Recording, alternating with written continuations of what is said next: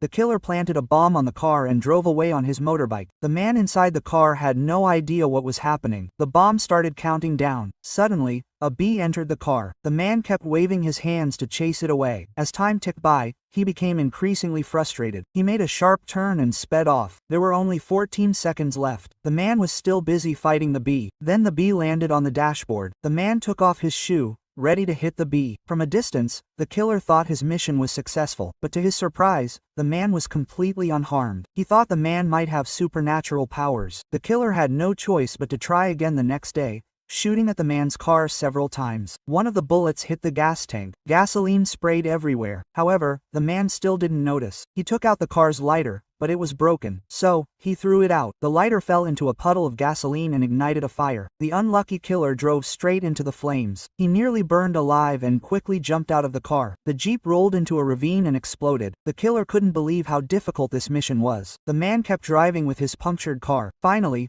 their boss decided to send their best assassin. Soon, the man arrived at a gas station. The best assassin had followed him. He took out a knife and showed the marks on his arm, evidence of the victims he had killed. He said that this job was very easy for him. However, the man was unaware of the danger lurking. A gas station attendant saw a hole in the car and patched it with chewing gum. Nearby, the man was using a water gun to wash his hair. He didn't notice the killer quietly approaching with a stun gun. However, just as the killer moved forward, the stun gun flew into his own mouth. The lucky man managed to escape again. Several hours later, the killer finally regained consciousness, but he accidentally triggered a hidden mechanism in his knife. The best assassin died on the spot. The boss was furious. He sent 5 more agents to capture the man.